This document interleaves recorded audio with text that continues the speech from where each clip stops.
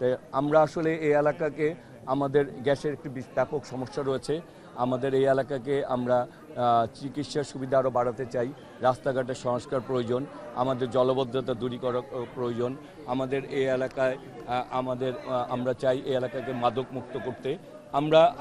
আমাদের ঐক্যবদ্ধভাবে আমরা এই কাজগুলি জন্য সর্বোচ্চটুকু চেষ্টা করব, যাতে করে আমরা একটি ঢাকার নিরাপদ উন্নয়নের ঢাকা নয় গড়ে তুলতে পারি।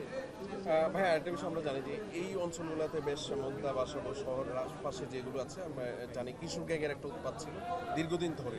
আসলে এগুলো রাজনৈতিক ছত্রছায়ায় কিন্তু এগুলো নিয়ন্ত্রণ করা হচ্ছে। আসলে আপনি নির্বাচিত হলে বা নির্বাচন হওয়ার যদি আর আপনার কি পরিকল্পনা থাকবে? আসলে আমরা ইতিমধ্যে আমি যে ইশতেহার দিয়েছি সেখানে বলেছি কিশোর গ্যাংকে যারা রয়েছে এদের ব্যাপারে আমাদের একেবারে সর্বোচ্চ আইনি ব্যবস্থা গ্রহণের ব্যবস্থা করব। সাথে সাথে এদেরকে যাতে আমরা বিভিন্ন ধরনের ইনডোর আউটডোর গেমস, আমরা লাইব্রেরি বিভিন্ন ধরনের খেলাধুলার সাথে সম্পৃক্ত করে তাদেরকে যাতে মানসিক দিক দিয়েও অন্যদিকে আমরা ডাইভার্ট করতে পারি এবং তারা যাতে মানসিক বিকাশ এবং শারীরিক বিকাশ ঘটানোর জন্য আমরা ইনডোর আউটডোর গেমসেরও ব্যবস্থা করতে চাই।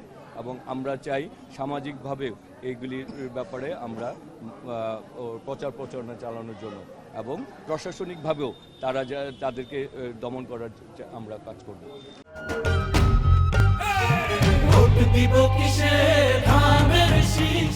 পাল্টা অভিযোগ থাকতেই পারে, হ্যাঁ, কিন্তু আমার কোনো অভিযোগ নাই।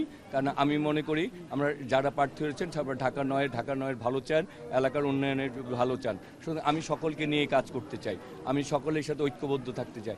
আমি একটি নিরাপদ সম্প্রীতির মানবিক এবং গণতান্ত্রিক ঢাকা নয় চাই, উন্নয়নের ঢাকা নয় চাই। সেখানে সবাইকেই দরকার আমার। সংক্ষেপে একটা শেষ প্রশ্ন, আপনি আপনার ইশতেহারে বলেছিলেন যে আপনার এলাকার যারা ভোটার আছেন তাদের সাথে আপনি সরাসরি যোগাযোগটা নিশ্চিত করবেন। এই জিনিসটা আপনি কিভাবে নিশ্চিত করবেন? শোনেন, এখানে হচ্ছে আমি এখনও ভোটারদের সাথে আমি সার্বক্ষণিক, যেহেতু আমি এলাকার সন্তান, দীর্ঘদিন যাবৎ তারা আমার সাথে যোগাযোগ রক্ষা করে চলছেন, এখনও রক্ষা করে চলছেন। সেটা হচ্ছে আমি একটি নির্দিষ্ট সময় দেখা করব তাদের দিনে 2 বার, সকালের দিকে একবার, রাতে একবার। এছাড়া সোশ্যাল মিডিয়ার মাধ্যমেও তাদের সাথে আমার যোগাযোগ স্থাপন থাকবে।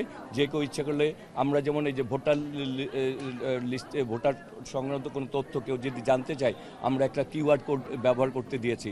সেখানে কিন্তু যে কেউ ঘরে বসেই তার ভোটার সংক্রান্ত তথ্য পাচ্ছে। তেমনিভাবে আমরা যখন আমাদের সাথে যোগাযোগ করতে পারবে তখন আমরা সোশ্যাল মিডিয়াকে ব্যবহার করব, যাতে তারা আমার সশরীরে না গেলেও সামাজিক যোগাযোগ মাধ্যমে আমার সাথে সার্বক্ষণিক একটা যোগাযোগ করতে পারবে।